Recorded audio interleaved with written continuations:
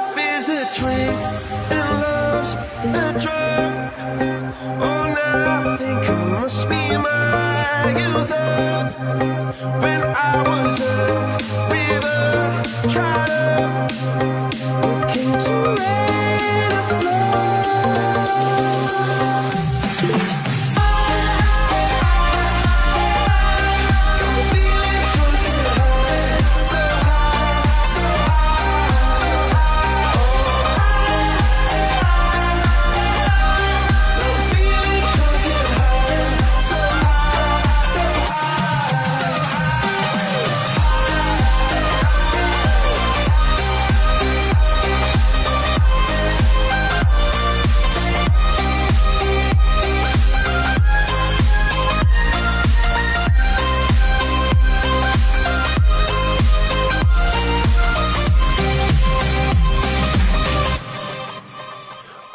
Just sent from up above. I feel it coursing through my blood. Life is a drink, your love's about to make the stars come out. Drink from me, drink from me. Pour on a symphony. When I'm low,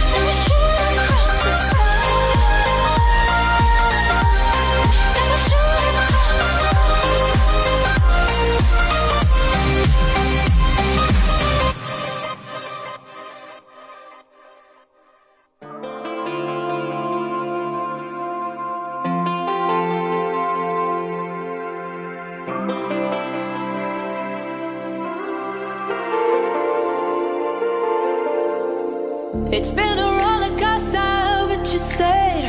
And now I'm taking over for the day. Cause I can be what you wanna be. And I can feel but you love for me. Take me to a place I'm calling for. Open up the doors I'm knocking on. I'm losing control.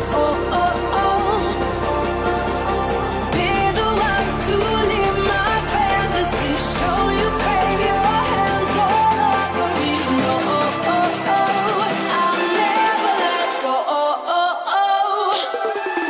'Cause now I'm falling for love.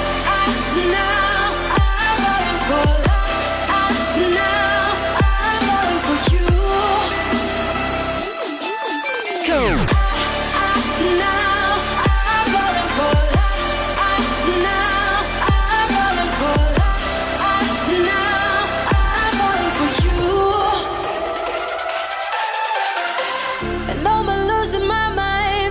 Days, 'cause you and I will never fade. And I could be what you wanna be. And I can feel but you love for me. Take me to a place I'm calling for. Open up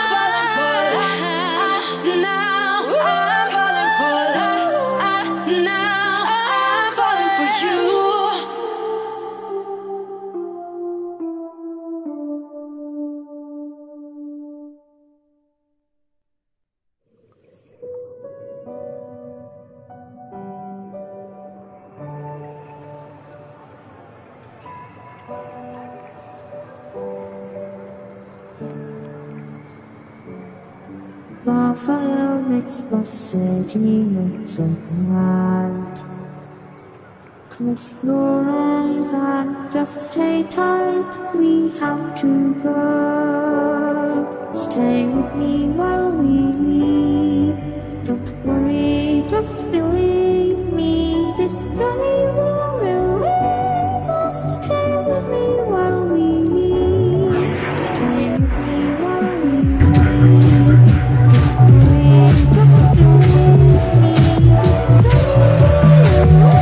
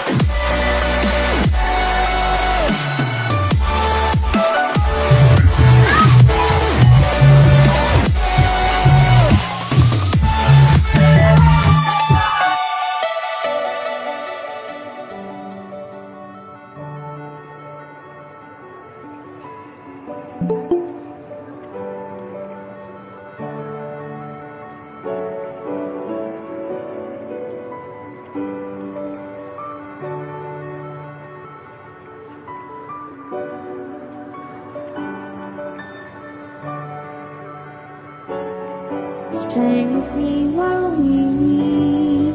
Don't worry, just believe me. This journey will relieve us. Stay with me while we leave.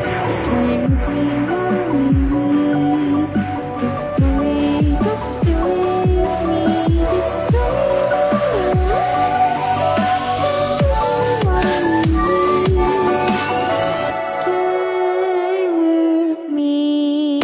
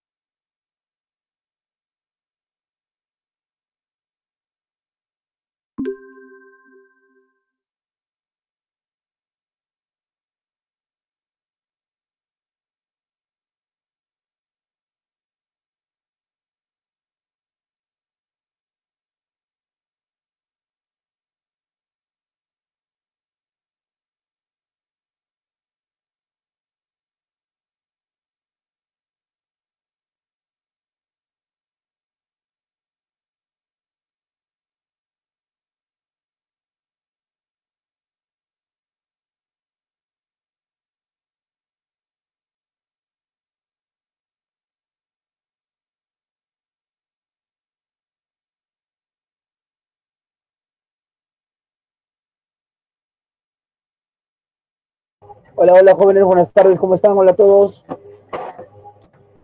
¿Me escuchan, jóvenes? Buenas tardes. Buenas tardes, profesor. Buenas tardes, profesor. ¿Cómo está Rubí? Profesor, buenas Rubí tardes. Lucero, Salazar Machito, tardes, Moscosa. Gutiérrez, Montañez, Buenas tardes, Altamirano, profesor. Garaya Bestario. Buenas tardes, profesor. Buenas tardes, ¿Cómo profesor. están, chicos? Buenas tardes a cada uno de ustedes. Se saluda cordial siempre de la Buenas mañana. tardes, Vamos a profesor. empezar. Hola, hola, ¿cómo están Buenas todos? tardes, profesor. Hola a todos, chicos. Empezamos nuestra clasecita, ¿sí? Empezamos nuestra clasecita y vamos a darle inicio el día de hoy. A ver, por acá voy a poner la diapositiva de nuestra clasecita. Me va a dar un minutito, por favor, chicos. Un minuto.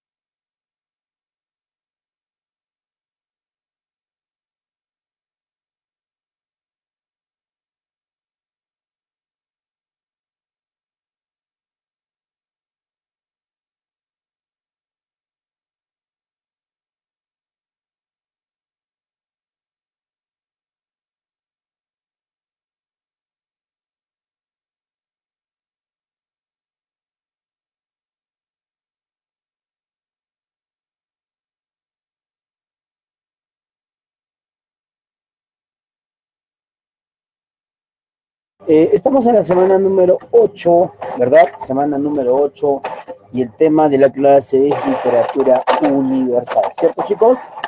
¿Estamos bien? Jóvenes estudiantes. Sí, profe. Ya, muy bien.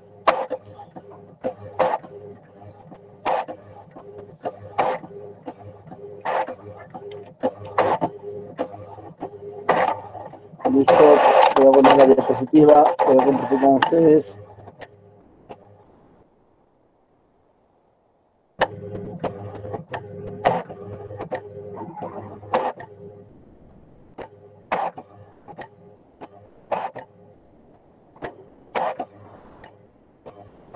Muy bien, chicos, presentando diapositivas, compartiendo pantalla.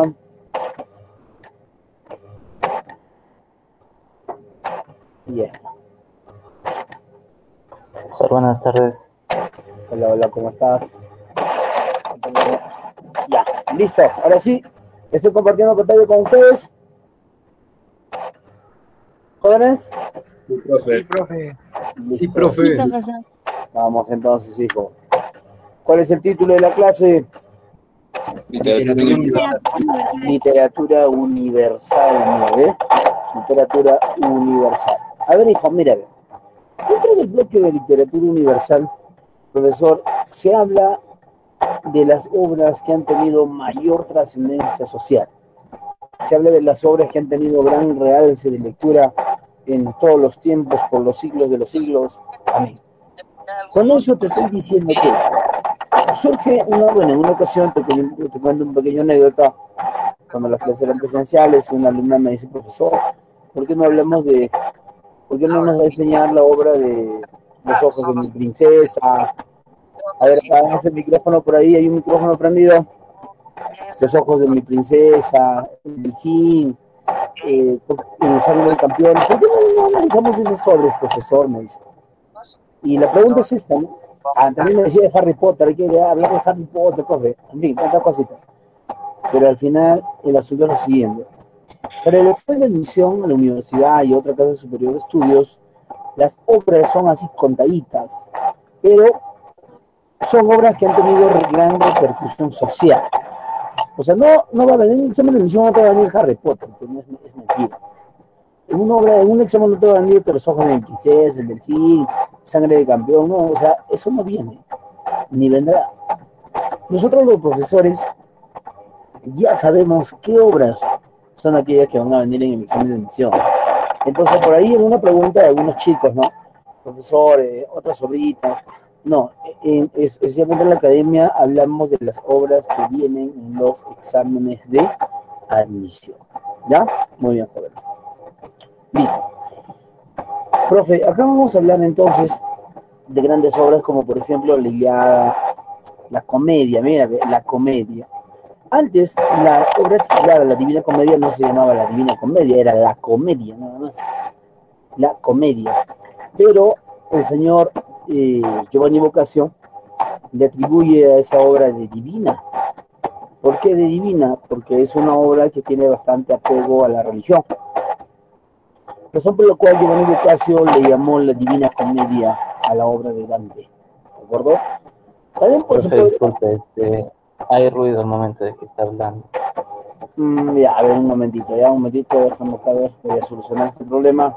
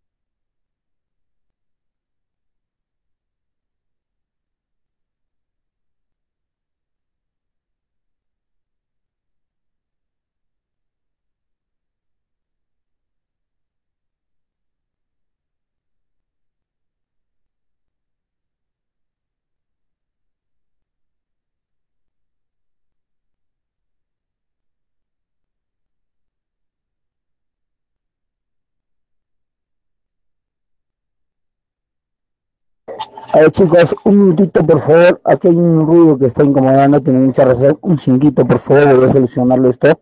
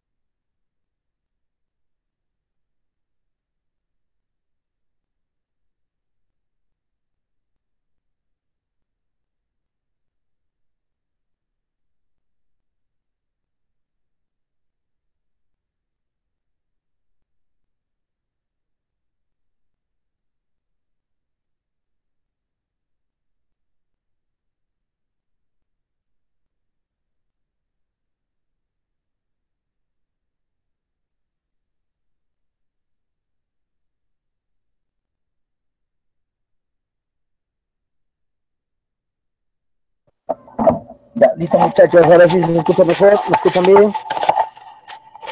¿Jóvenes? Sí, profesor. Ya, ahora sí, muy bien. Bien, continuamos. Les estaba diciendo acerca de las obras literarias, ¿no? Que incluso la Biblia está considerada como una obra literaria. La Biblia está dentro de lo que viene a ser una epopeya religiosa, epopeya, ¿de acuerdo?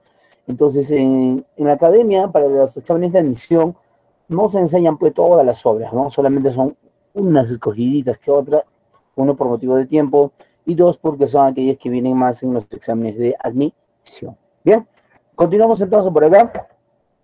Profesor, al hablar de literatura universal voy a hablar de las corrientes literarias, ¿de acuerdo? Voy a hablar de las corrientes literarias.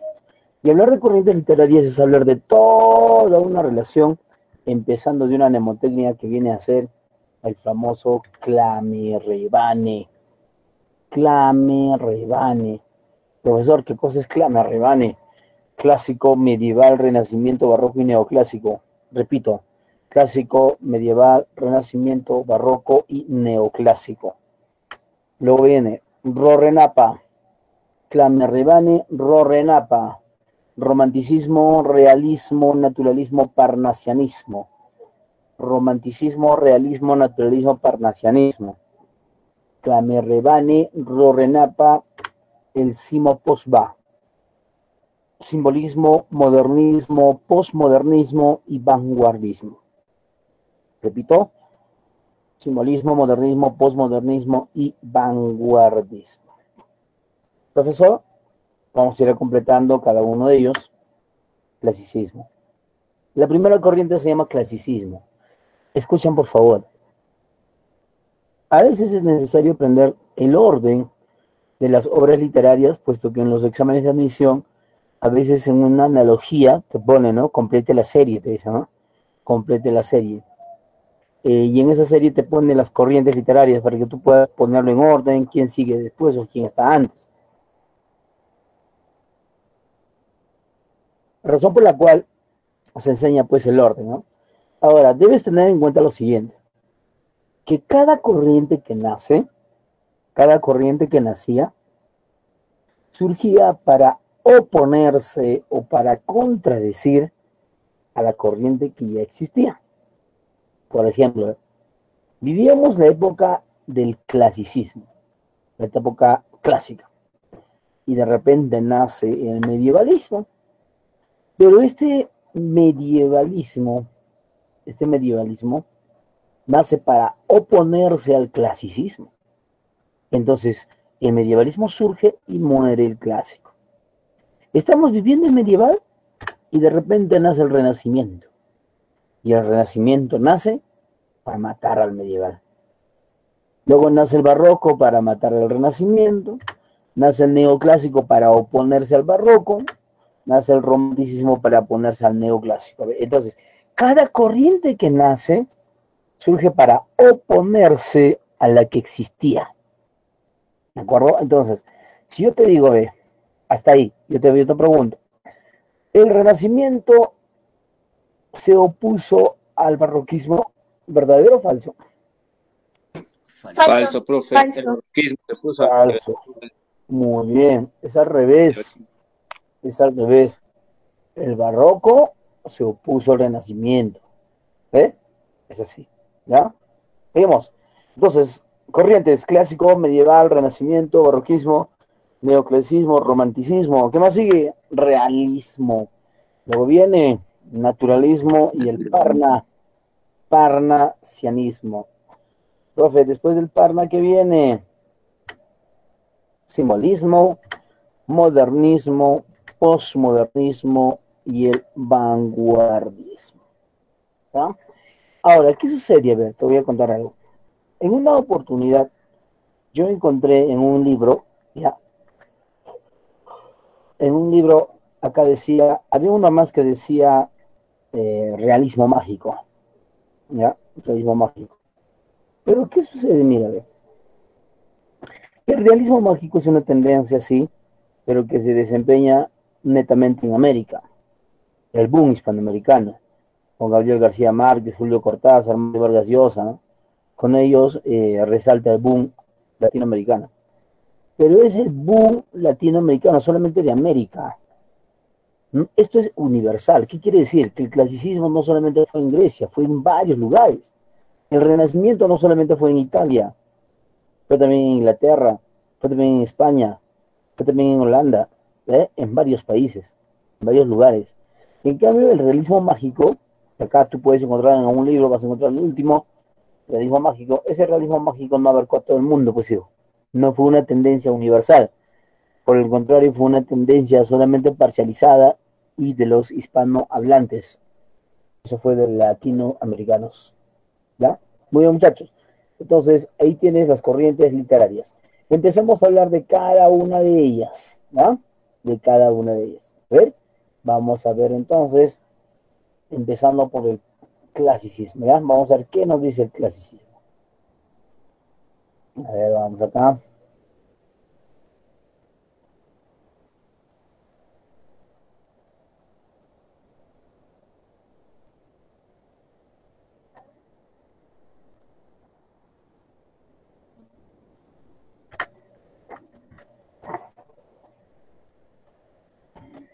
Clasicismo, muy bien, señores. El periodo clásico, profesor, la misma palabra dice, ¿no? Lo clásico es algo que nunca pasará de moda. ¿Por qué, profe? Porque lo clásico fue mejor de lo que es ahora. Ay, ay, ay. El clasicismo nos dice, al hablar de clásico, nos hacemos la idea ya de que vamos a hablar de grandes palacios. Palacios como la casa de los dioses, como Poseidón, Afrodita, ¿no? Medusa. Hablar de clásico es hablar de animales mitológicos, hablar de dioses en este caso. ¿De acuerdo? Bien. Profesor, ¿por qué se caracterizó el clasicismo? Primero, el clasicismo surge en Grecia, pero su expansión geográfica se va por toda Roma. A ver, profe, explícame bonito. O sea, el clasicismo nace en Grecia, pero se expande por toda Roma, ¿no? ¿Por qué, profesor? Porque el clasicismo como modelo literario no debería quedarse ahí. Tenía que seguir, pues, ¿no?, su descendencia o su línea literaria a otros países. Razón por la cual en aquellas épocas que estamos hablando del siglo V antes de Cristo, ¿no?, la civilización, pues, ya que se desarrollaba en su potencial en Grecia, abarcó ahí y luego en Roma. Profe, te dice búsqueda de la belleza. Los clásicos se han caracterizado, en su mayoría de casos, han caracterizado porque ellos desarrollan bastante la estética, lo bonito. Si nosotros miramos en las figuras literarias, por ejemplo, sus dioses son seres humanos, son humanos, ¿no? Son humanos. Tienen la figura antropocéntrica, ¿no? Antropomorfa, se dice. Tienen esa figura, pero le dan una estética le dan un toque de belleza, donde la fealdad era un segundo plano. Razón por la cual fue llamado la búsqueda de la belleza. Fue antropocéntrico. ¿Por qué la literatura clásica fue antropocéntrica? Porque en la mayoría de obras, ¿no?, en la mayoría de obras como la Ilíada, la Odisea, Edipo Rey, entre otros, se centran más en la problemática que tiene el hombre, en sus necesidades, ¿no?, en sus ansias, en sus deseos y sus anhelos. Entonces, en eso está centrado el periodo clásico, en el problema del hombre. ¿Por qué fue fatalista? La literatura clásica fue fatalista debido a que los personajes, como en aquellas épocas se vivía bastante lo que viene a ser la predestinación del hombre, ¿no? Era fatalista porque los dioses, ¿no?, los dioses vaticinaban el destino de los pueblos. O sea, ya le daba un augurio de guerras, le daba un augurio de sufrimiento, vaticinaban que van a morir, ¿no? Y en la mayoría de casos todos los vaticinios han sido desgracias. Empezando, por ejemplo, con Edipo Rey. ¿Dónde está lo fatalista? Que el oráculo, ¿no? Bueno, esto se da con la intervención del oráculo, donde dijo bien claro a Edipo que él mataría a su padre y se casaría con su madre. Por más que Edipo quiso huir del palacio de Corinto, ¿no? Al final se cruzó en el camino con su padre y lo mató. En la obra La Ilíada, lo mismo sucede, ¿no? En la Ilíada, la diosa Tetis quiere saber el destino de su hijo. Y para ello va al oráculo de Delfos.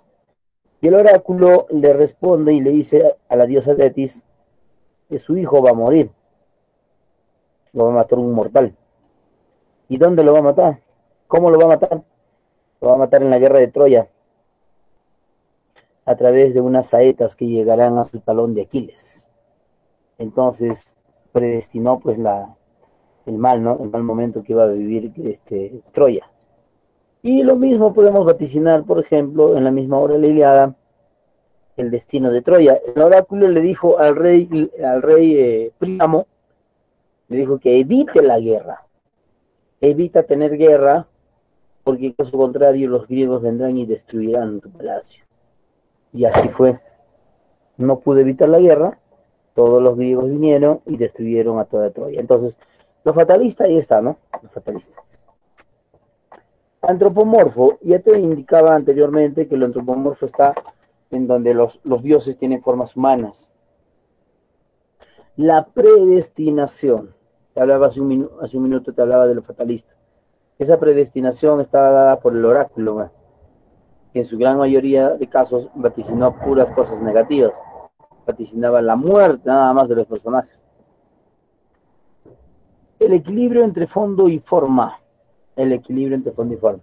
Esto se refiere a que la escritura debe ser acorde a lo que va dirigido.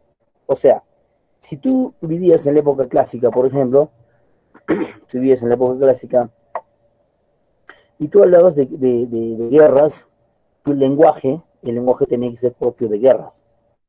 Pero si tú pertenecías a esa época y escribías fábulas, el lenguaje tenía que ser propio para niños, ¿no? Las fábulas son para niños, porque en caso contrario no te van a entender.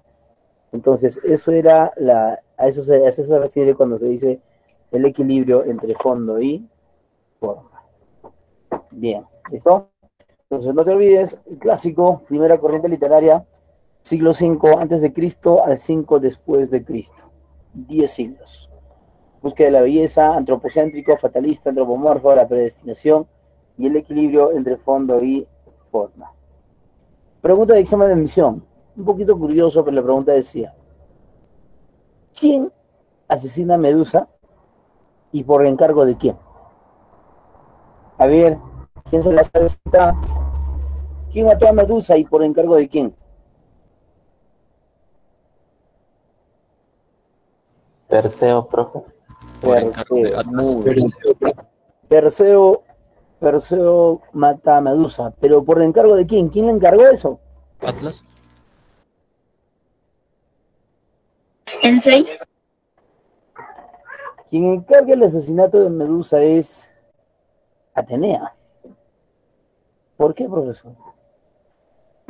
A ver, te explico un poquito. Esto de Medusa tiene un asunto muy interesante. Medusa no es como tú lo ves con su cabello de serpiente y todo, no. Eran 3 hermanas y las 3 eran hermosas. Medusa era muy hermosa y Atenea dijo: en este rostro de beldad, o sea, en este rostro de belleza, hay rasgos de maldad. Nunca descuidaré lo que hace Medusa, puesto que existe maldad en toda su hermosura.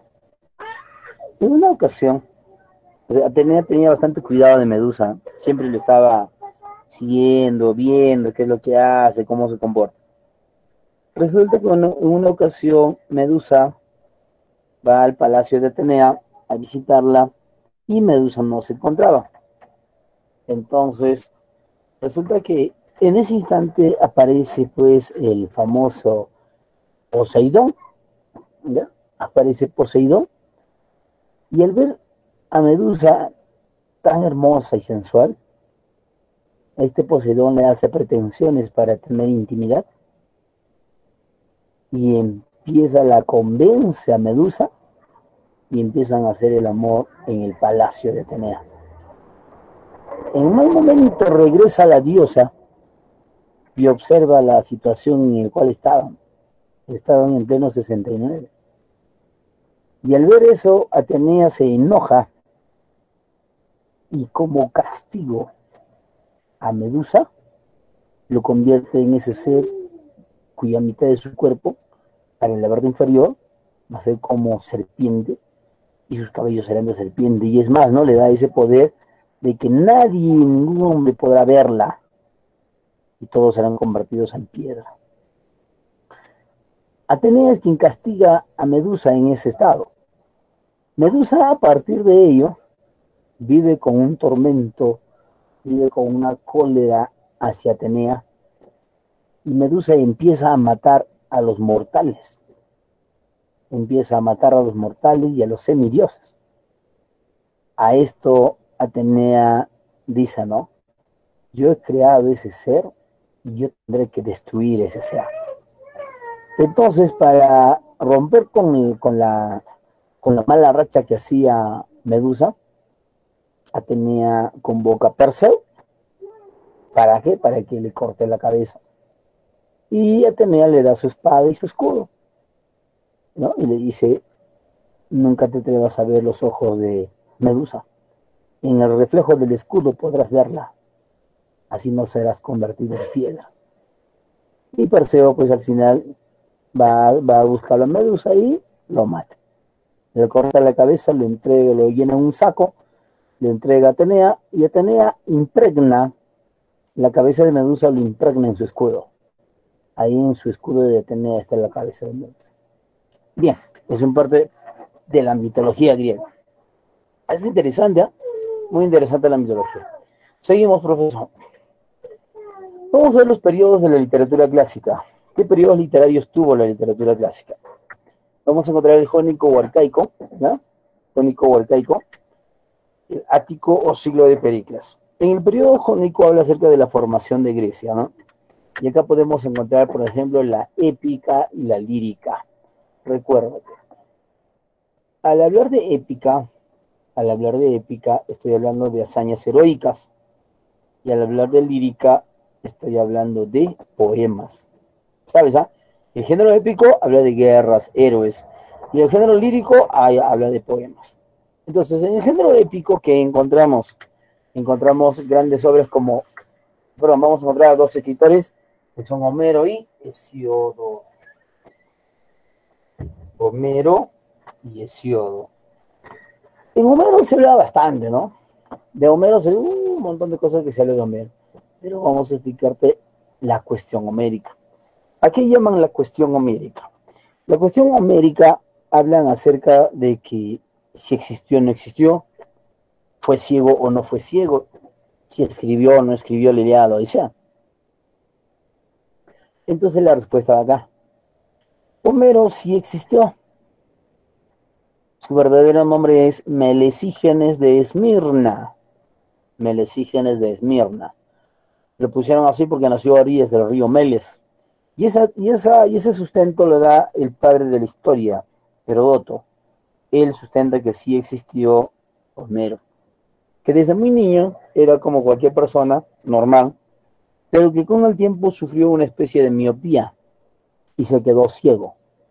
Ya se quedó ciego. Cuando llega a perder la vista y ya no ve, recién la población empieza a llamarlo Homero.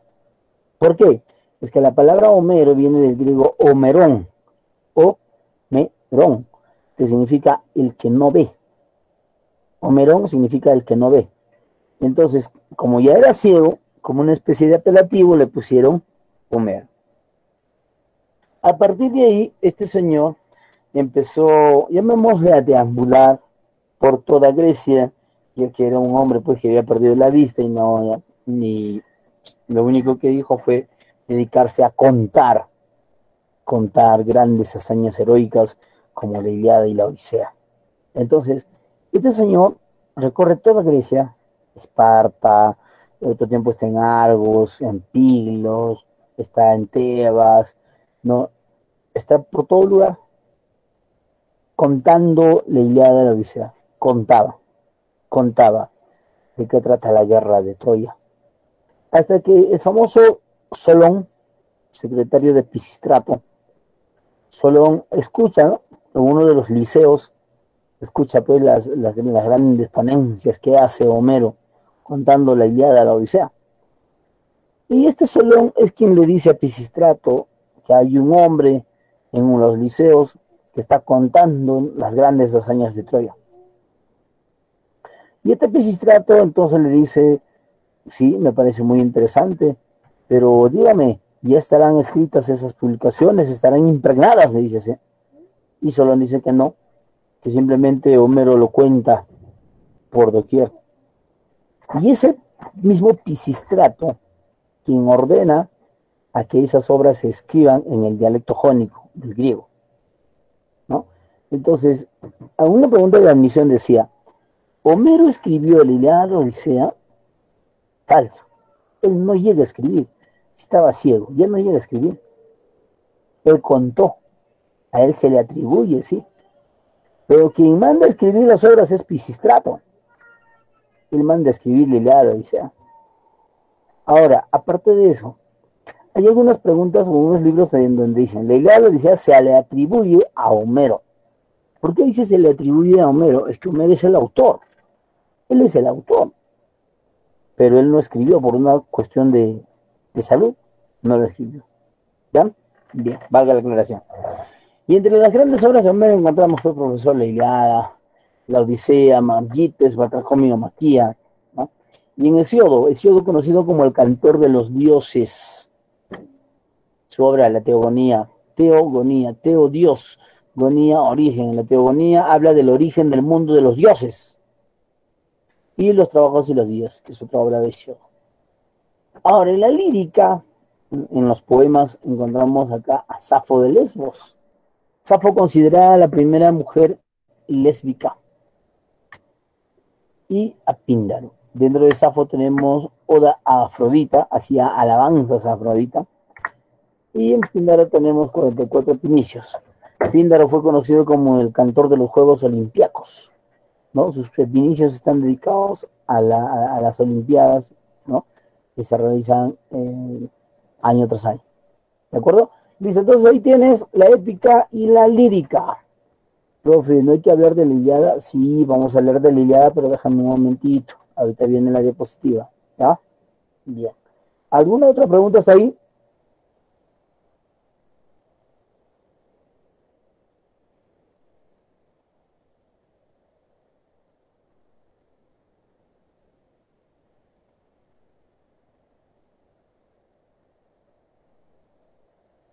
Profesor, buenas tardes, ¿me escucha?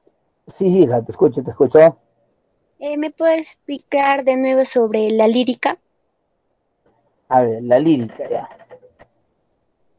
Recuérdate que el género lírico es el género que alberga todos los poemas, ¿ah? Poemas, solo poemas. En el lírico están poemas, en el épico están guerras y en el dramático está el teatro.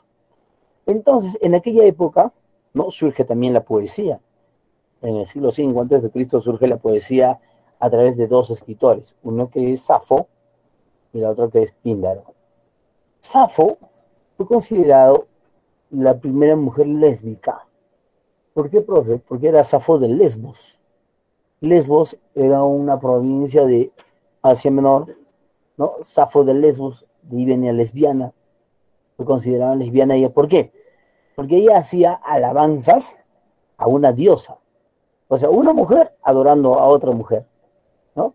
¿Y a quién adoraba? A Afrodita. Su exaltación, su boda, su solemnidad a Afrodita. Por eso lo llamaron la poeta lésbica. Y el otro escritor es Píndaro. Píndaro, conocido como el cantor de los Juegos Olimpiacos. ¿Por qué? Porque todos sus poemas, toda su composición han sido dedicados a las Olimpiadas. ¿Me has entendido mejor, hija? Sí, profesor, gracias. Sigo por acá. En el periodo ático, siglo de Pericles, ¿qué cosa voy a tener, profe? En el periodo ático, siglo de Pericles, voy a tener el género dramático. la tragedia y la comedia. Pero, profe, ¿la tragedia cómo surge? La tragedia surge a través de las grandes alabanzas que se hacía al dios Baco. Baco o Dionisio, dios del vino. Resulta que a este dios se le hacía hacer cierta representación. Entonces la gente, la población se acostumbró más a hacerle más alabanzas y ahí nacen las fiestas dionisiacas, fiestas de Dionisio. Estas fiestas de Dionisio eran fiestas desenfrenadas, o sea, eran orgías. Las alabanzas que se hacía al dios Dionisio eran fiestas orgiásticas. Por eso viene de Baco, viene bacanal. El bacanal es una fiesta desordenada, es una orgía. Entonces, ahí surge, ¿no?, la representación de las alabanzas al dios Baco, donde la clase aristocrática, ¿no?, la clase aristocrática solía hacer alabanzas.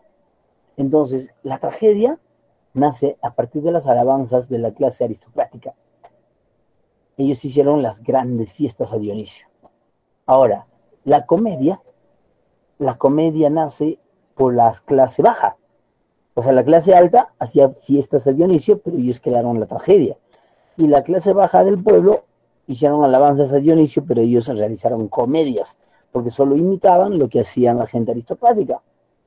Entonces, los orígenes de la tragedia está dado en el culto a Dionisio. Y acá podemos encontrar a Tespis. Tespis es el creador de la tragedia. Está Esquilo, Sófocles, Eurípides. Tespis, creador de la tragedia, ¿ves? Él es que crea la tragedia con un solo personaje. Un solo personaje. Ojo, anteriormente en el teatro griego se utilizaba las máscaras para hacer cuturnos. Pero ¿para qué se utilizaban las máscaras? Es que se dice que el público jamás debería expectar a los varones, a las personas actuando como si, o sea, estaba prohibido, ¿no? Estaba prohibido mencionar el rostro de los personajes en el teatro, razón por la cual usaban máscara. Es más, no podían participar las mujeres. La mujer no podía entrar al teatro, era algo prohibido. Pero resulta que, ¿verdad? Tespis es el creador de la tragedia. Esquilo, el padre de la tragedia. Él es el padre de la trilogía. ¿Y qué cosa es la trilogía? La trilogía viene a ser el conjunto de obras con un solo título, pero que dentro de esa obra hay 3 secciones, 3 historias. Eso es la trilogía. ¿Ya? Entonces, la mejor trilogía que se mantiene hasta nuestros tiempos se llama la Orestiada. ¿De qué trata la Orestiada? Habla de la muerte de Agamenón, cómo su esposa mata a Agamenón y él dijo va a vengar la muerte de su padre. Sófocles, máximo representante. En Sófocles ya aparece la figura de la mujer. ¿Por qué, profesor? Esquilo reta a su alumno Sófocles a un concurso de teatro para ver quién es el mejor. Entonces Sófocles, en dicho concurso, escribe la obra de Edipo Rey. Y en esa representación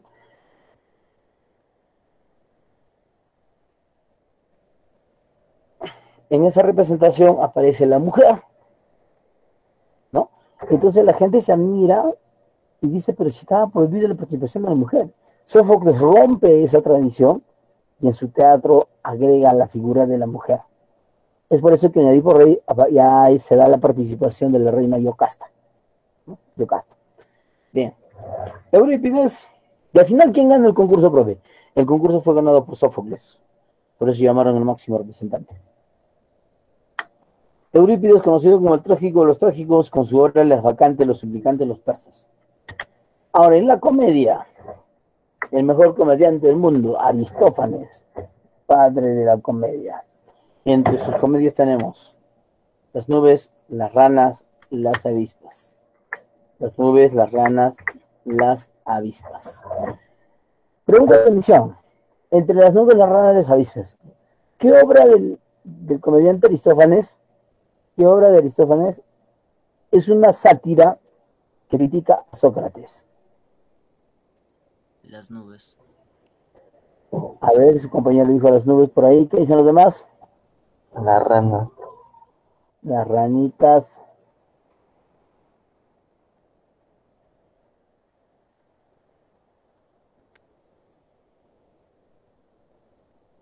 La respuesta está en las nubes. Con su obra Las nubes, él critica a Sócrates. Se burla de sus sofismas. Bien. Listo, pasamos a otra diapositiva. Tómale el capturazo.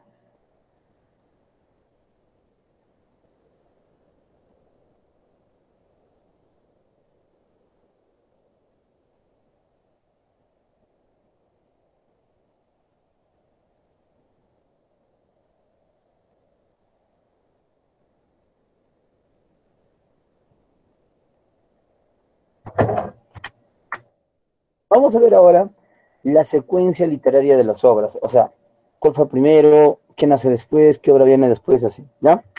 La secuencia todo nace acá, en la manzana de la discordia. La manzana de la discordia fue el inicio de muchas, bueno, de todas las obras que se vienen a continuación, porque fue una secuencia de acciones, ¿no? Una secuencia de hechos, lo excitaron, pero todo empezó de la manzana de la discordia. La manzana de la discordia dio origen a la guerra de Troya. A consecuencia de la manzana de la discordia nace la Ilíada. De la Ilíada nace otra narración, pero escúchame bien. La Ilíada, ¿cuántos cantos tiene? ¿Cómo empieza? La Ilíada se va a darse gracias al rapto de Helena. ¿Y por qué se da el rapto de Helena?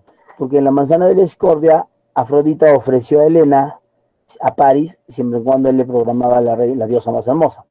Entonces, ese asunto estaba pendiente. Y dentro de la Ilíada, París secuestra a Helena, París se lo lleva a Helena y se da inicio a la guerra de Troya. La Ilíada tiene 24 cantos, 24 cantos. En la Ilíada termina, escúchame bien, la Ilíada termina con los funerales de Héctor. Los funerales de Héctor. ¿Y cómo se dan los funerales de Héctor? Profe, al final de la obra, el famoso Aquiles decide devolverle el cadáver de su hijo al rey Priamo, porque este rey le pidió, pues, ¿no? Le pidió y le dijo a Aquiles, tú sabes lo que es perder un ser querido y no me hagas sentir en la misma posición. Devuélveme el cadáver, por favor, le dicen. Le suplica, le besa la mano y todo, le suplica, y Aquiles le devuelve el cadáver a Priamo. Y Priamo se lo lleva a Troya, lo pone en el Piros, le prende fuego y ¡pum! Ahí acaba la Ilíada. Ojo, ahí acaba la Ilíada. Entonces, si yo te pregunto, ¿ve? ¿En la Ilíada muere Aquiles? ¿Verdadero o falso? Falso.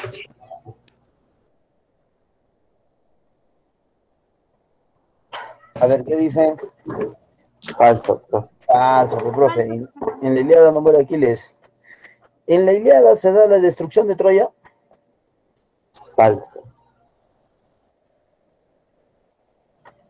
¿Qué dicen los muchachos? Falso. Falso. Profesor,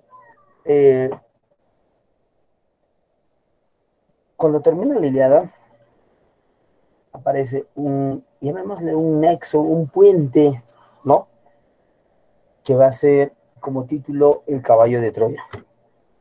El caballo de Troya es una narración que no le pertenece a la Ilíada ni le pertenece a otras obras. Es una narración independiente. ¿Qué te quiero decir? Ya en el caballo de Troya, que no está dentro del libro de la Ilíada, lo vas a encontrar en la Ilíada, pero a manera de epílogo, ¿verdad?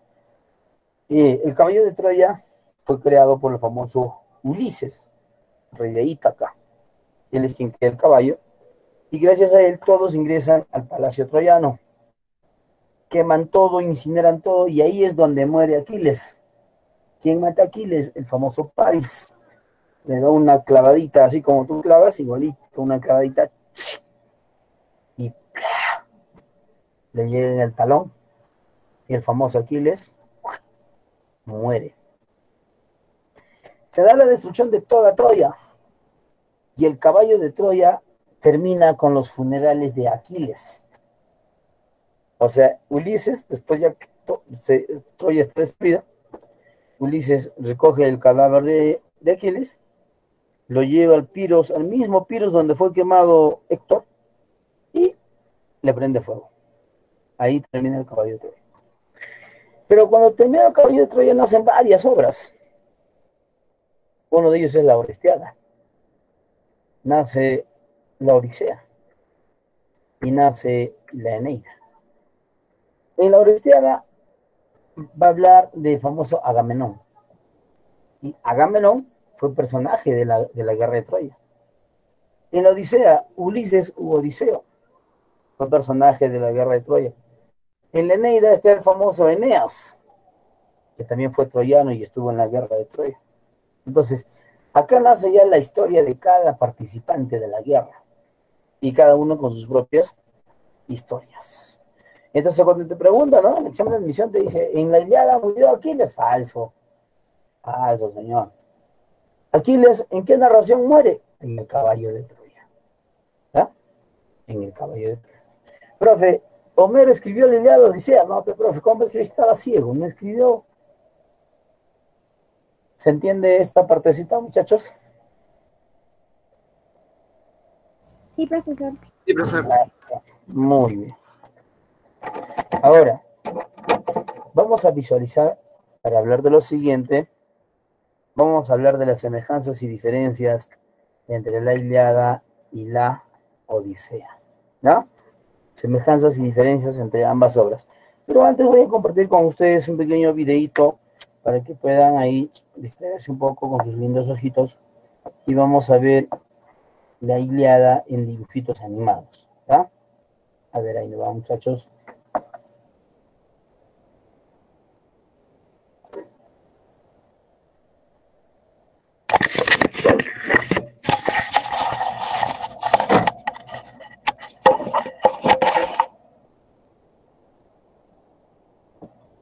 A ver, vamos ahí. Transcurrido 9 años de la guerra de Troya entre los griegos y los troyanos, el ejército griego saquea a Crisa, un pueblo aliado con Troya. ¿Se escucha, muchachos? Sí, profe. Sí, ¿no? Ya, listo, voy a poner de nuevo y todos a escuchar. ¿Ya? Del inicio, profe. Ah, desde el inicio.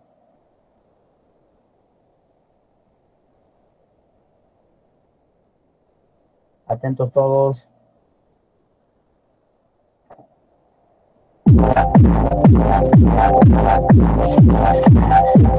Después de haber transcurrido 9 años de la guerra de Troya entre los griegos y los troyanos, el ejército griego saquea a Crisa, un pueblo aliado con Troya. Durante la batalla, los griegos capturan a dos bellas jóvenes, Criseida y Briseida.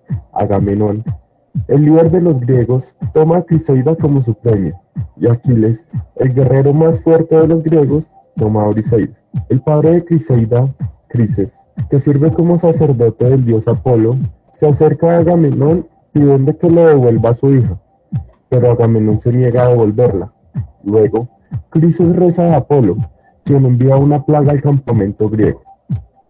En la guerra de Troya no solo combatían griegos y troyanos, los dioses también participaban de las batallas. Por el lado de los griegos, luchaban los dioses Atenea, Hera, Poseidón, Hermes, y por los troyanos, Afrodita, Ares, Apolo y Artemisa. Zeus también participa, pero ayuda a los dos bandos.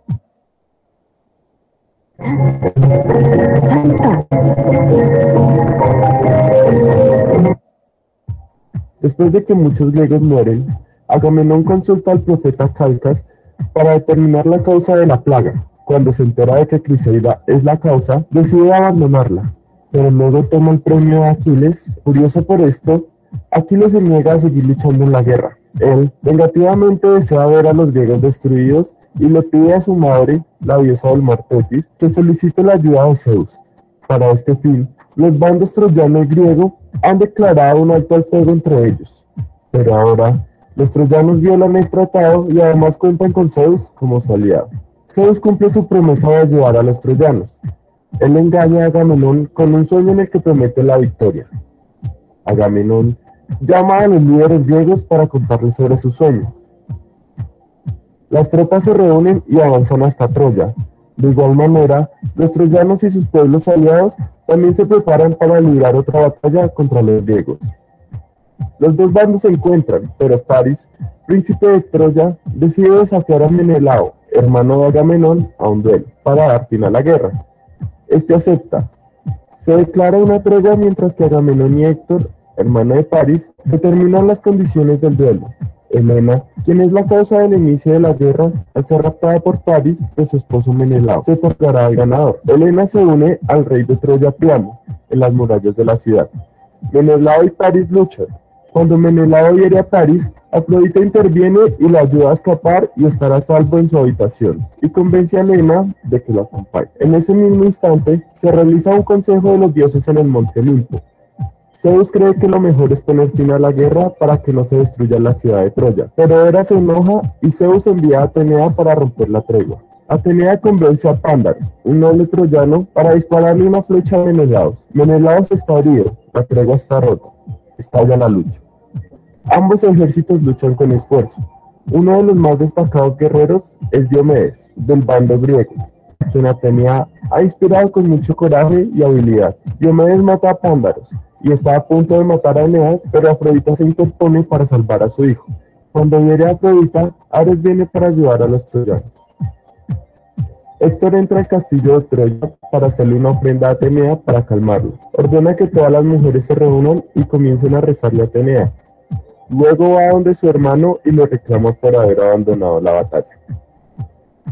Héctor y París están de vuelta en la batalla. Héctor propone un duelo con uno de los griegos. Sin embargo, ninguno de ellos es tan valiente como para enfrentarlo. Menelao se ofrece, pero su hermano Agamenón se lo impide. Se decide hacer un sorteo y 9 guerreros participan en él. Finalmente, Áyax es el elegido y los guerreros se enfrentan, pero cae la noche y ambas partes acuerdan una tregua para honrar a sus muertos.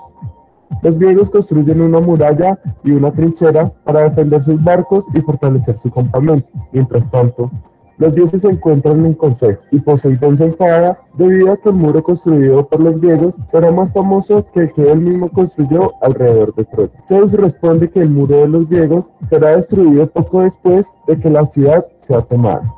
Zeus también les dice a los dioses que él está planeando poner fin a la guerra y ordena que ninguno de los dioses debe intervenir. Él decide dar la victoria del día a los troyanos. Hera y Atenea intentan ayudar a los griegos, pero son detenidas por Zeus. También pronostica la muerte de Patroclo, primo y gran amigo de Aquiles.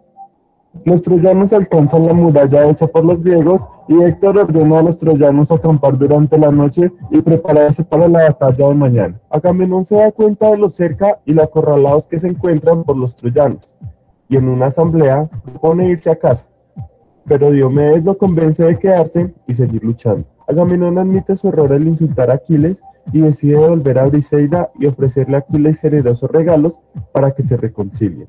Agamenón y Menelao no pueden dormir porque saben que están sufriendo grandes pérdidas, por lo que deciden enviar un espía al campo de Troya. Héctor tampoco puede dormir y tiene el mismo plan que Agamenón. Decide enviar a Dolón para espiar a los griegos, pero Diomedes y Odiseo lo capturan y lo interrogan.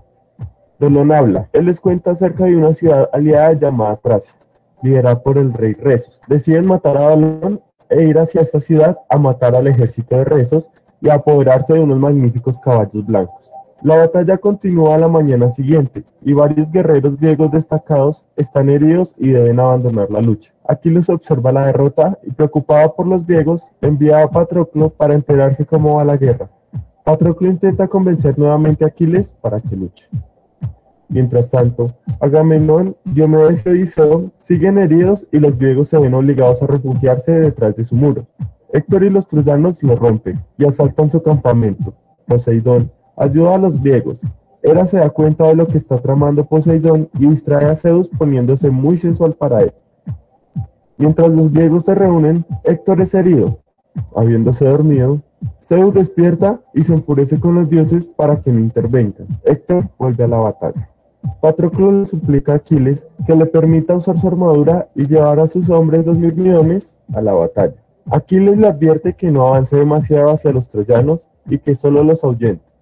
Los troyanos son expulsados del campamento griego y Patroclo mata a muchos de ellos e ignora la advertencia de Aquiles y persigue a Héctor hasta las murallas de Troya, pero es herido por Euforbo y finalmente es asesinado por Héctor con la ayuda de Apolo.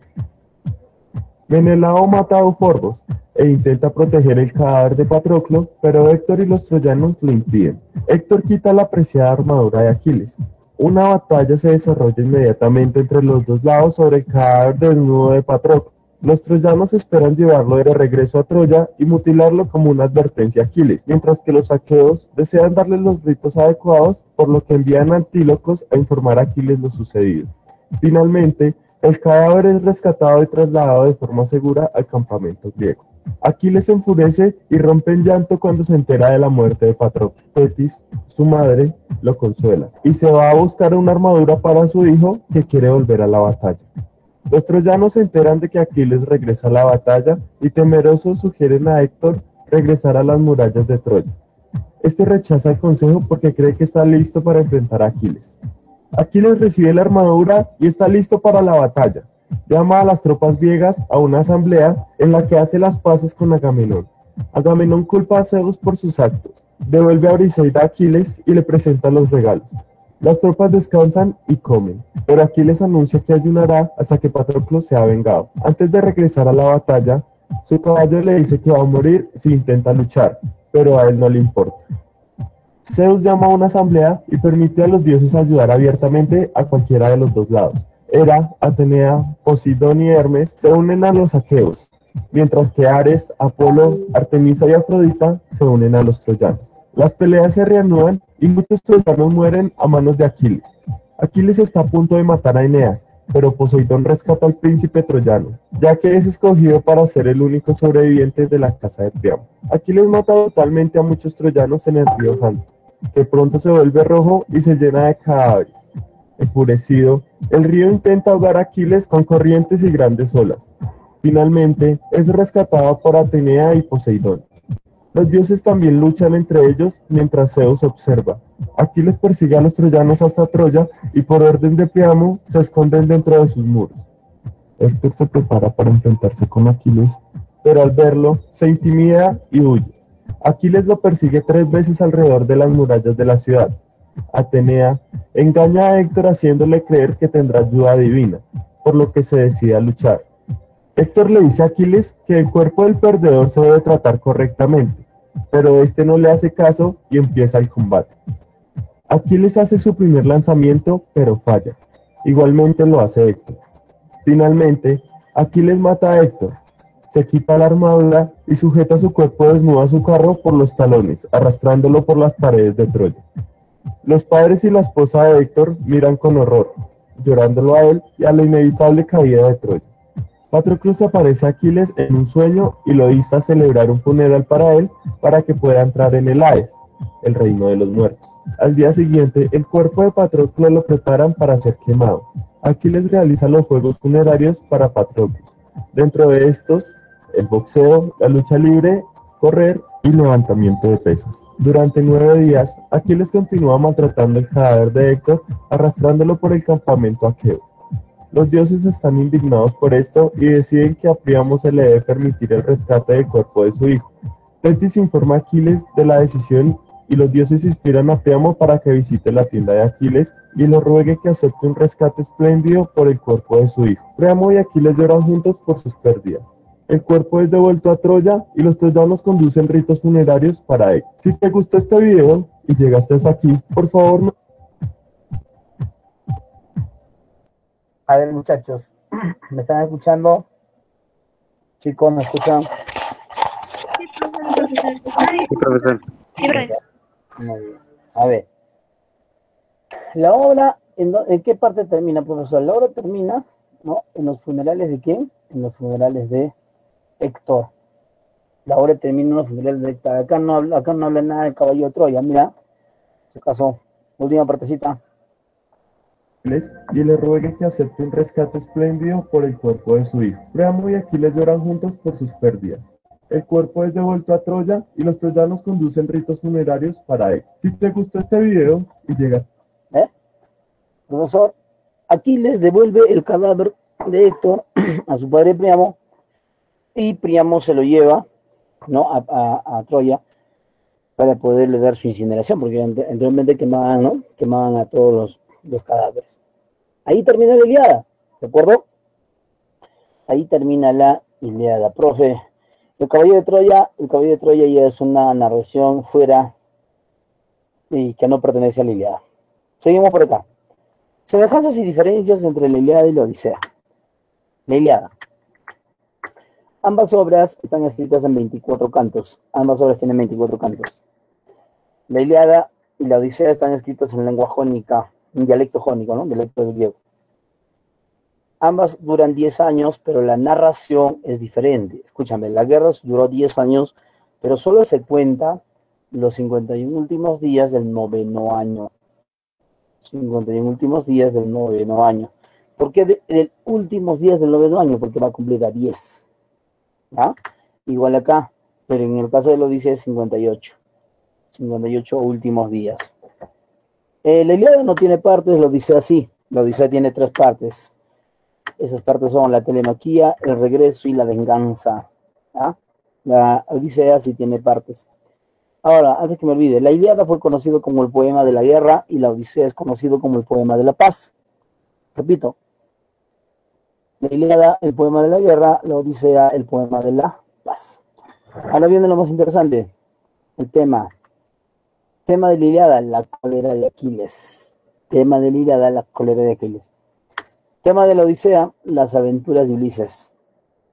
Las aventuras de Ulises. O en otros libros dice el regreso de Ulises a Ítaca, ¿no? Así dicen algunos libros, el regreso de Ulises a Ítaca.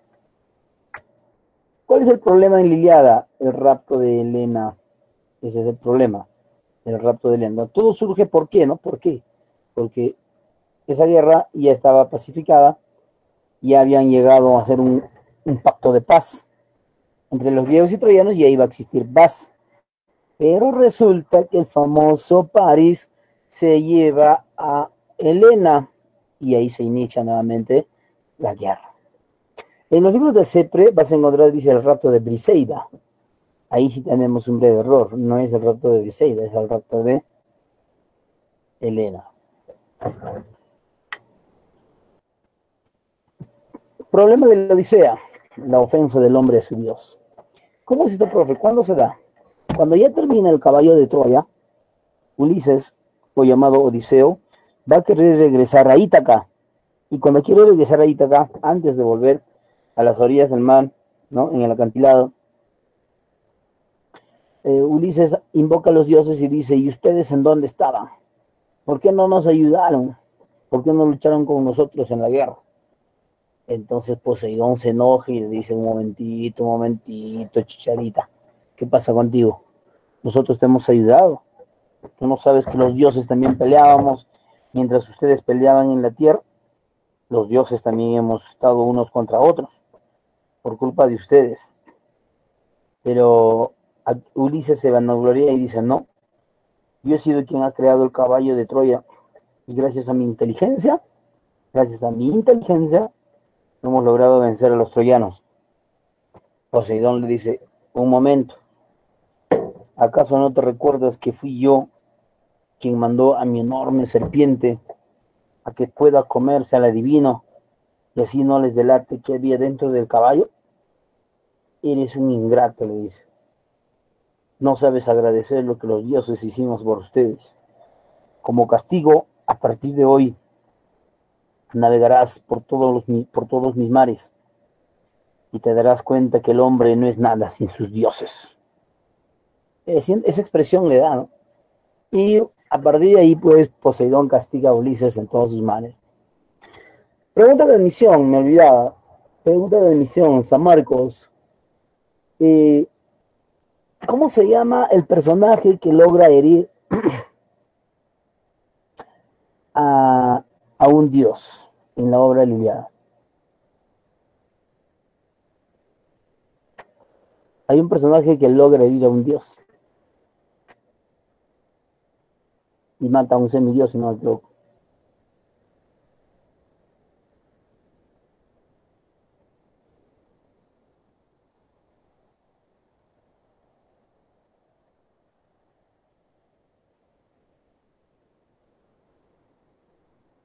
Nada, muchachos. El personaje de la obra de la Ilíada que logra herir al dios Ares es el famoso Diomedes. Diomedes logra herir al dios Ares. Bien. Continuamos con otra corriente. La Ilíada. Bueno, ahí tienes un poquito de los personajes del inicio, el final, ¿no? El de personajes mortales, entre los dioses que estuvieron a favor de los griegos y a favor de los troyanos.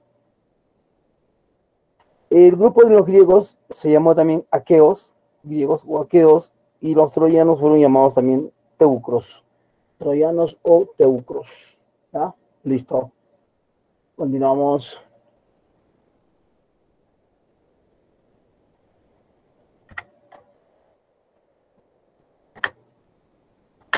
Ay, caramba, este es el que yo cerebro, ya, ahí nomás.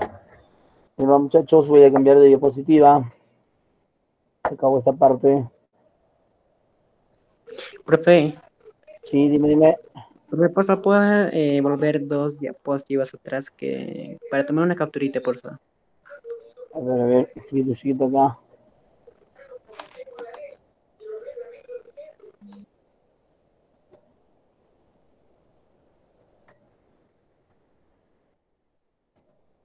Está.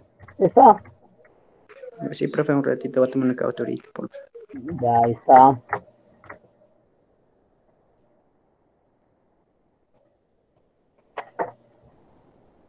¿Listo, hijo? Sí, profe, sí. ¿Puede poner la siguiente de esa, profesor, por favor? Ya. Ahí está. Ya está, profesor, gracias. ¿Listo? Sí, profesor. Ya, vamos, muy bien. Voy a poner ahora otra diapositiva, ¿ya?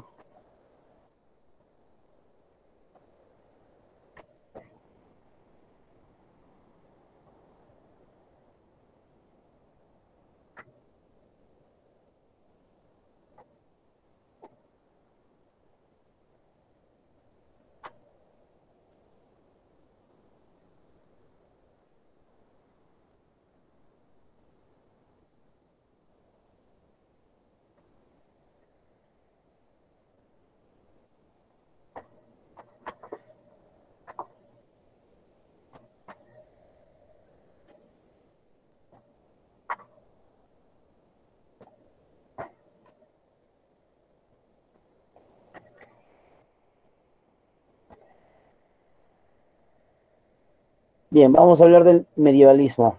¿Ya? Hablemos del medievalismo. La época medieval, a ver, ¿me escuchan, sí? ¿Me escuchan? Sí, profe. Ya, muy bien. A ver, hijo. En la época medieval, o sea, ya pasa pasa el clasicismo, viene ahora el medievalismo. La época medieval se caracterizó puesto que en el mundo empezó a surgir una religión llamada el cristianismo. Y este cristianismo tuvo gran auge, ¿no? Que se esparció por todo el mundo, no solo por Europa, sino por todo el mundo, y tuvo gran acogida que fue instaurada a través de una institución que se llama la Santa Inquisición. La Santa Inquisición tomó poder sobre la Iglesia y la Santa Inquisición era la que ordenaba todo lo que debería ser el hombre. Y durante esta época del medieval, que fue 1000 años, desde el siglo V después de Cristo hasta el 15, hasta el año 1490, ¿no? Todo se vivía estábamos supeditados a las disposiciones de la Santa Inquisición. Profe, ¿por qué se caracteriza? Acá vamos a tener entonces. Inicia con la caída de Roma de Occidente, ¿no? Y termina con la caída de Roma de Oriente. Una sociedad feudal, el feudo se vivía en esa época. Teocéntrica. Acá todo tenías que hablar en base a Dios. Todo era Dios. Todo era Dios. No había ciencia. El que hablaba de ciencia, el que hablaba de geografía, el que hablaba de astros, era condenado por hacer hechicería blanca. Era condenado por hacer herejía. ¿Todo esto, por ejemplo, Piratas del Caribe, el regreso del Capitán Salazar? ¿Han visto? ¿Han visto, muchachos? No. Ya, los quiero que lo vean. En esa película, por ejemplo, esa película está basada en la época medieval. ¿Por qué? Porque los piratas, los corsarios que sí existían en ese tiempo, ¿no? Propio de esa época.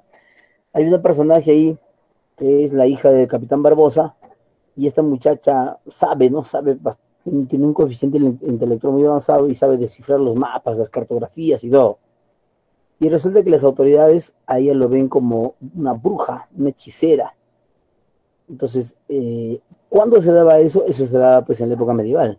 Tú no podías hablar de ciencia en esta época, hijo. No podías decir, no, que el médico te sane, no, todo era Dios, Dios te va a sanar. Todo era así.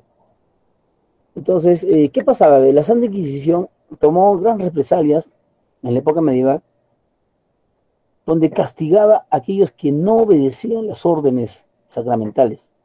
Los sometía a las torturas, eran torturados. ¿Y cómo los torturaban? Los hacían como Tupac Amaru, a las mujeres les desgarraban los pechos, a los hombres le cortaban la lengua, le desfibraban los genitales, era una situación muy atroz, ¿no? Eran las torturas de la Santa Inquisición, por no obedecer las órdenes que emanaba la Iglesia. Aparece también la lengua romance, gracias a la invasión de los árabes a la península ibérica, nace la lengua romance, ¿no? Que proviene del romano. Y entre las lenguas romances podemos encontrar nosotros, yo te expliqué en una clase, está el español, el portugués, el francés y el italiano, ¿no? Que son lenguas romances.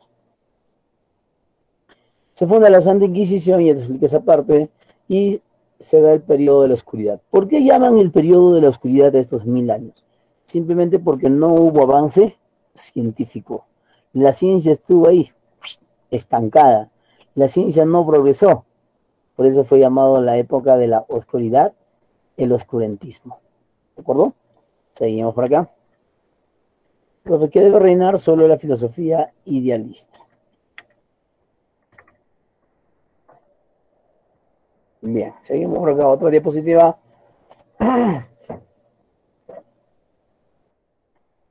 La producción literaria medieval. ¿Qué sucede, profe? En la época medieval, los escritores que surgieron fueron pocos. O sea, no hubo mucha literatura. ¿Por qué, profe? Porque el cristianismo, pues, sucumbió a toda Europa y más se hablaba de Dios. Pero resulta que, de alguna u otra manera, han hecho producción literaria. Aparecen los mestres de juglaría, aparece el mestre de clerecía y el trecento italiano. Trecento debe ser, ¿eh? Trecento. El mestre de juglaría, profe, eran poetas populares. Eran poetas populares, eran anónimos, ¿no? Eran poetas del pueblo, anónimos, hablaban de temas nacionales y ellos crearon los cantares de gesta. ¿Por qué fueron anónimos, profesor? ¿Por qué todos los cantares de gesta son anónimos, profe? Ya te explico un poquito. En esta época les decía, no podías hablar de otra cosa que no sea Dios. Y por lo tanto, estos mestres de juglaría hablaban de otras cosas. Hablaban de su país, hablaban de guerras, ¿no? Hablaban de batallas, hablaban todavía de dioses. Entonces, cuando ellos hablan de todo eso, la sociedad, la Santa Inquisición los iba a torturar. Entonces, para no darse a conocer, fueron anónimos. Y ellos crearon los famosos cantares de gesta. Si tú te das cuenta, todos los cantares son anónimos. Todos los cantares son anónimos, debido a esta razón. ¿Vale?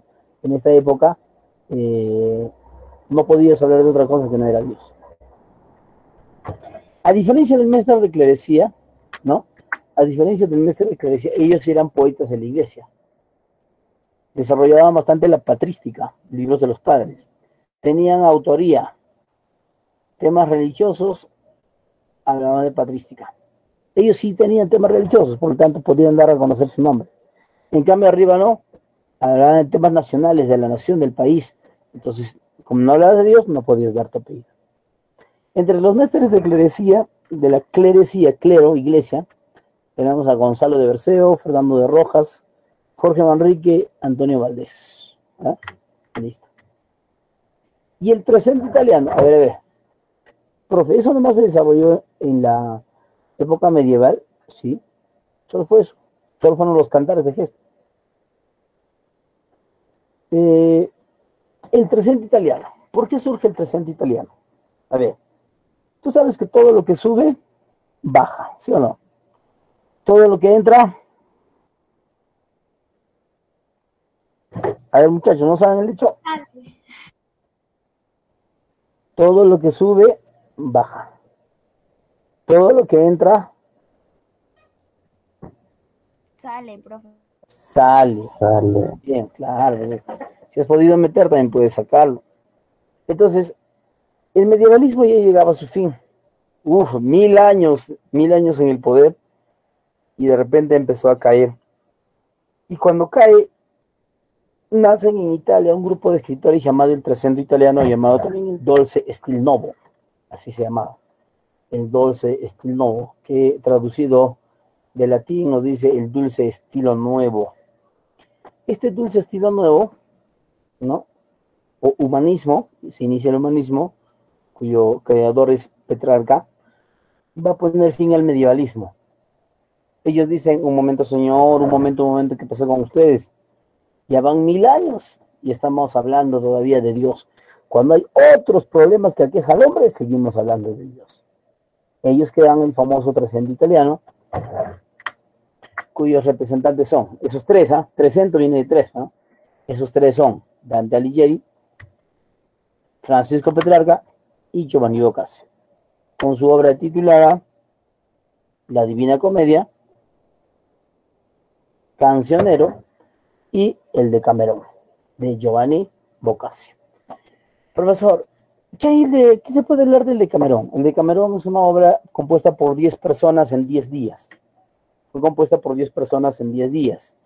Y cada uno, 10 jóvenes eran, cada uno contaba una historia por día, un relato por día. Entonces, la obra fue compuesta al total de 100 relatos, 100 cuentos. Pero ¿cuál es el asunto, no? Nos habla de cuentos de fantasía, de terror. ¿De qué nos habla? Las monjitas, bro. Ay. Decamerón tiene una tendencia erótica. En el Decamerón hay 100 relatos eróticos, hijo, totalmente eróticos. ¿Ya? Eso es. Ahora, con Dante Alighieri, la Divina Comedia. En la Divina Comedia podemos apreciar bastante la numerología del número 3. O sea, Dante hace el estudio del número 3. ¿Por qué? Porque dice que representa la Santísima Trinidad. Es la representación de la Santísima Trinidad. Padre, Hijo, Espíritu Santo. Entonces, en mención a eso, en la obra podemos encontrar por todo sitio es 333. Primero, la obra tiene 3 palabras, el título tiene 3 palabras, está dividido en 3 partes, infierno, purgatorio, paraíso. Cada parte tiene 33 cantos, 3-3, 3-3, 3-3. Ahora, si analizamos bonito, también te habla de sus guías, que tuvo 3 guías, que fue Dante, Virgilio y Beatriz, ¿no? Perdón, fue Virgilio, Beatriz y San Bernardo, 3 guías que tuvo Dante dentro de la obra. Al inicio de la obra, Dante se extravía del camino correcto y se encuentra con 3 fieras. ¿Ven? Con 3 fieras, y el número 3. Cuando visitas el infierno, te vas a encontrar con el guardián del infierno, Cerbero. el perro Cerbero, ¿no? Can Cerbero, el perro Cerbero, que también es un animal que tiene 3 cabezas. Los varones nomás tenemos 2, el perro tenía 3 cabezas. Ahora,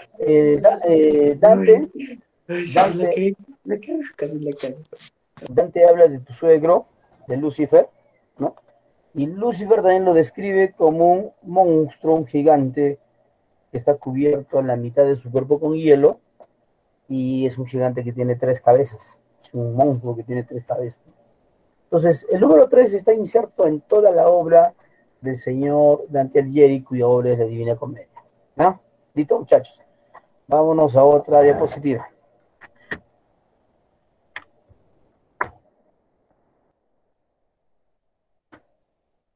El Renacimiento. A ver, vamos a ver qué nos dice el Renacimiento. Profe, el medievalismo duró 1000 años. Ya. ¿Quién pone fin al medievalismo? El humanismo.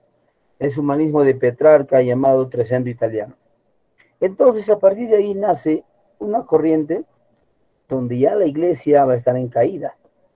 Y esa corriente que surge ahora se llama el Renacimiento. En el Renacimiento aparece la brújula, la pólvora, el papel y el descubrimiento geográfico. Quiere decir que se pone fin al oscurantismo para dar pase al avance científico. Eso viene en una pregunta de admisión. Decía, ¿en qué corriente literaria se reinicia el avance científico poniendo fin a la Iglesia Católica? Ah, ya, ese era el Renacimiento. Entonces, en este Renacimiento, profe, vamos a encontrar que dice, fue humanista. Fue humanista, ¿por qué fue humanista, profe? Es que ya estuvo basado en la problemática del hombre. Por eso dice antropocéntrico. Ellos decían, no, un momentito, señor, porque todo es Dios. Si el hombre también tiene sus problemas, tiene sus necesidades, tiene sus deseos, tiene sus ansias, ¿por qué todo es Dios? ¿Quién va a hablar del hombre? Razón por la cual fueron antropocéntricos. Se da el avance científico, ¿no? Inicia nuevamente el avance científico con el descubrimiento de América y todo. El lenguaje que van a manejar estos señores es un lenguaje sencillo, un lenguaje simple, para que todos lo puedan entender. Y también fue llamado la imitación greco-latina. Imitación greco de Grecia, latina de Roma. O sea, el Renacimiento fue una imitación del clasicismo, ¿verdad? Una imitación del clasicismo. Entre sus representantes tenemos en Francia, Italia. En Francia tenemos acá al famoso Francisco Rabelais. Francisco Rabelais con su obra Gargantúa y Pantagruel, que es una obra que habla de la dinastía de dos gigantes. Tenemos a Michel de Montaigne con su obra Ensayos. ¿Ah? Michel de Montaigne con su obra Ensayos, él es el creador de los ensayos. En Italia, Nicolás Maquiavelo, El Príncipe. Esta obra El Príncipe yo la leí estando en la universidad, ¿no? Y es una obra que tiene bastante trascendencia política. La obra tiene como lema, el fin justifica los medios. El fin justifica los medios. O sea, eso quiere decir que no importa qué es lo que hagas para lograr tus éxitos, pero lo importante es que lograste tus éxitos. No importa si ingresas a la universidad pagando, soplando, coimeando, pero lo importante es que estás en la universidad. Eso habla El Príncipe. Es más, les recomiendo a aquellos que van a ser políticos, aquellos que desean participar en la política, en los discursos, su meeting, lean esta obra. El Príncipe te enseña el arte de saber gobernar. En El Príncipe te dice, si quieres gobernar, di a los demás lo que ellos quieren escuchar. Y con eso gobernarás. Y bueno, no tantas cositas que hay en esa obra. Bien. En Italia está Nicolás Maquiavelo con su obra El Príncipe. Está Ludovico Ariosto con su obra Orlando Furioso. Y Torcuato Tasso con su obra Jerusalén Libertada, la cual habla acerca de las cruzadas. ¿Listo? Paso a la siguiente diapositiva.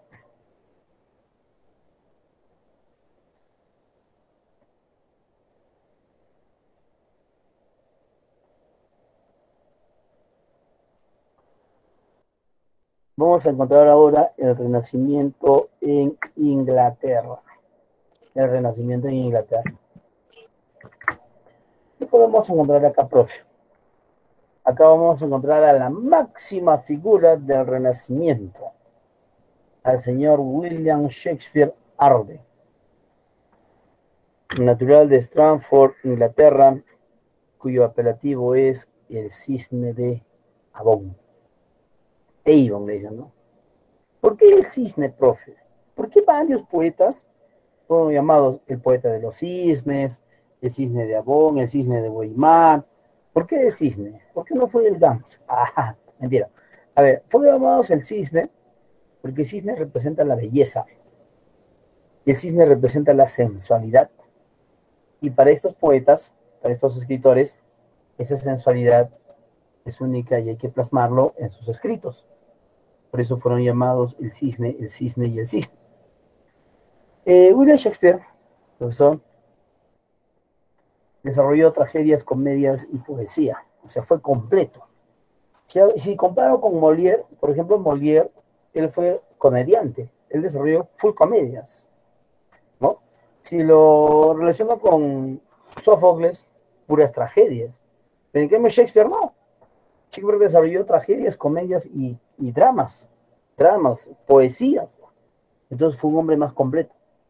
Por eso fue llamado el mejor el máximo, perdón, mejor teatrista del mundo, así lo llamaron, el mejor teatrista del mundo, Shakespeare. Profe, a Shakespeare se le atribuye una frase que dice, el plomo lo convirtió en oro. ¿Qué quiere decir que el plomo lo convirtió en oro? Que sus obras, sus tragedias, sus comedias y su poesía, tales como Romeo y Julieta, Hamlet, El Mercader de Venecia y entre otras, esas obras ya existían. Claro que no con el mismo nombre, pero ya tenían escritas esas obras. Pero Shakespeare se encargó de lo siguiente, ¿ve? Shakespeare leyó esas obras y dijo, oye, pero esto ¿por qué no lo representamos?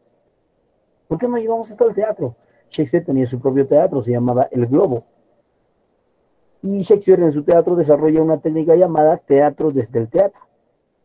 Entonces, Shakespeare lee esas obras y dice, oye, están bonitas. Y lo representa. Cuando lo representa en el teatro, la gente empieza a tener más acogida. La gente empieza a darle más importancia al teatro de Shakespeareano. Y es ahí donde Shakespeare ya cambia los personajes y escribe unas obras imitadas o basadas en otras que ya existían. Por eso se dice que el plomo se convirtió en oro. Entre tragedias que tenemos, Romeo y Julieta, la mejor tragedia. Hamlet, Otelo, Macbeth, El Rey Lear. Profesor, cada obra, me olvidaba, Shakespeare desarrolla bastante el prototipo social. ¿En qué consiste el prototipo social? Consiste en que cada obra de Shakespeare, cada obra, representa a un tipo de hombre. Cada obra de Shakespeare habla de un tipo de hombre en la sociedad. Por ejemplo, Romeo y Julieta, Hamlet, Otelo, Macbeth. Vamos a ver acá. Romeo y Julieta habla del amor juvenil, de los jóvenes enamorados, de aquellos que cuando se enamoran se idiotizan y no quieren saber nada, de eso se habla. Hamlet habla de la duda, de aquellos hombres que dudan, que son vacilantes, habla de la venganza. Otelo habla de los celos. En la obra Otelo podemos apreciar cómo él mismo, ¿no? Él mismo después de haber suicidado, de haber asfixiado a su esposa por los celos, él mismo se quita la vida. Tenemos también Macbeth, que habla de la ambición, y El Rey Lear, que habla del amor paternal. El amor paternal. Entre comedias tenemos El Mercader de Venecia, Sueños de una noche de verano. Y entre poesía tenemos Venus y Adonis. Venus y Adonis. O sea, el título de la obra es uno solo, Venus y Adonis, pero está separado Venus, la primera parte, y la segunda es Adonis. Varones y mujeres, ¿no? Una trascendencia literaria. Varones y mujeres. Listo. ¿Qué más viene, profe? El siglo de oro de España. En el siglo de oro español... Voy a retroceder, disculpe. Ya. Listo.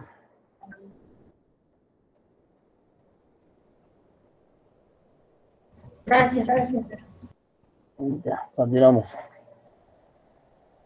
En el siglo de oro español podemos encontrar la representación del teatro, de la lírica, la novela y el teatro, ¿ves? Que te decía, cuando hablo de lírica, hablo de poesía, cuando hablo de novela, bueno, en este caso hablo de género narrativo, y teatro es el género dramático. En la lírica, ¿qué cosa está? Aparecen dos escuelas, el conceptismo y el culteranismo. Conceptismo y culteranismo. Ojo, el siglo de oro abarca dos corrientes. En España, el siglo de oro abarca el Renacimiento y el Barroco, ¿ya? El Renacimiento y el Barroco. En la lírica aparece el conceptismo y el culteranismo, dos escuelas diferentes, totalmente opuestas. En el conceptismo está el señor Francisco de Quevedo, con su obra La vida de Buscón Pablos, ¿no? Y en el culterano está Luis de Góngora y Argote, con su obra Soledades. ¿Por qué fue llamado el culteranismo? Es que Luis de Góngora en todas sus obras habla con un lenguaje muy pulcro, un lenguaje metafórico donde un buen lector solamente lo va a entender. Por eso fue llamado el culteranismo, lleno de cultismos. En cambio el conceptismo, Quevedo no. Quevedo hace sus poesías con un lenguaje más simple, un lenguaje más común para que todos puedan entenderlo. En cambio, Luis de Góngora no. Su obra literaria fue dirigida para gente leída, para aquellos cultos de la sociedad. En las novelas vamos a encontrar acá a una novela de caballería y una novela picaresca. La novela de caballería fue representada por el ingenioso hidalgo Don Quijote de la Mancha de Miguel de Andrés Saavedra, y la novela picaresca fue representada de carácter anónimo, y la obra lo representa es el Lazarillo de Torres. ¿Cuál es la diferencia entre ambas obras? Una novela de caballería habla de héroes, ¿ya? El personaje va a ser el héroe. En cambio, en la picaresca, el personaje es un antihéroe. Es un antihéroe. La novela de caballería habla de la vida de otra persona, pero la novela picaresca es autobiográfica. Autobiográfica. ¿Ya? Pregunta de emisión. La primera obra de caballería, ¿qué título lleva? En España, en España. En España, ¿cuál fue la primera novela de caballería?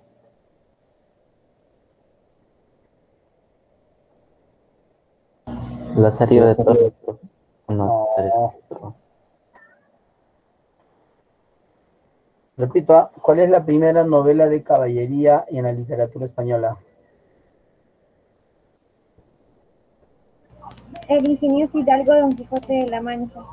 Nada, mami, no es. El Quijote no es. El mío sí, tampoco.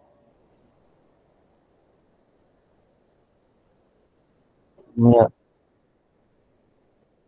Esa obra se llama Amadís de Gaula. Amadís de Gaula es la primera novela de caballería. Bien. Lo que más se resalta acá es la obra de Cervantes, ¿no? La cual habla de un dualismo filosófico. Si comparamos las acciones que hacen los personajes con la obra, podemos encontrar que Sancho es una persona más materialista y el Quijote es un soñador, ¿no? Es un fantasioso, es un idealista. Pero la filosofía de la vida invierte las cosas. Al final de la obra, todo es al revés. Al final de la obra, el Quijote es más realista y Sancho se vuelve fantasioso. Ahora, quien quiere ir a conquistar ínsulas, ¿no? Quiere cazar monstruos gigantes, es Sancho. Y el Quijote le dice, no, Sanchito, ya no, ya se acabaron esas épocas, ahora estamos sanos y salvos en nuestra casa. Pero Sancho ya se le había pegado la idea de querer seguir conquistando ínsulas. En el teatro vamos a encontrar acá a un teatro popular y a un teatro filosófico, dos tipos de teatro, uno popular del pueblo y filosófico de carácter más aristocrático. En el popular encontramos a Lope de Vega y en el filosófico está Calderón de la Barca. Entre ambos también había oposición. Félix Lope de Vega decía, el teatro es un arte y como arte hay que representarlo a la sociedad para que ellos se diviertan, regocijen con lo que hacemos. Pero Pedro Calderón de la Barca no. Él decía, el teatro es una obra de arte, pero que tiene un valor. Yo no puedo hacer teatro cada 15 días. No puedo hacer teatro cada semana. Mis teatros se hacen una vez al año. ¿Para qué? Para que la gente pueda juntar su dinerito y después de un añito pueda pagar las entradas a mi teatro. Así decía Calderón. Era un hombre más vanidoso, petulante, altivo, ¿no? En cambio, López de Vega no. En razón a su obra, Fuente Ovejuna, también habla de la justicia popular, ¿no? Habla de la justicia popular. La vida es sueño y los sueños son. Lo dijo por ahí una vieja canción y también lo dijo Calderón de la Barca. ¿Ya? Muy bien, muchachos, en esta oportunidad la hora nos ha ganado. Por favor, les pido que ustedes resuelvan la practiquita, bonito, lo resuelvan. Está todo lo que hemos hecho en clase, ahí está en la práctica. ¿Ya, muchachos? ¿Alguna pregunta por ahí? ¿Alguna preguntita? Para que puedan ir a almorzar tranquilos. Chicos, ¿alguna pregunta? No, profesor. No, profesor. Listo, muchachos. Sin otro en particular, entonces paso a despedirme de ustedes. Conmigo será hasta la próxima semanita, ¿ya? Dios mediante, cuídense, Hasta luego, muchachos. profesor. Ya, profe, cuídese. Hasta luego, profesor. Hasta luego, profesor. Cuídese. Nos vemos, cuídense, nos vemos. Cuídese. Hasta luego, Hasta profesor. luego, profesor. Chao, chicos, cuídense, nos vemos.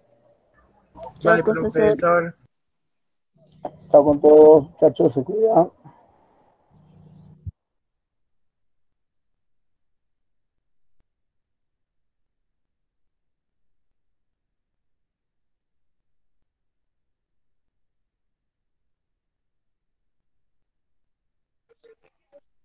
Yo creo que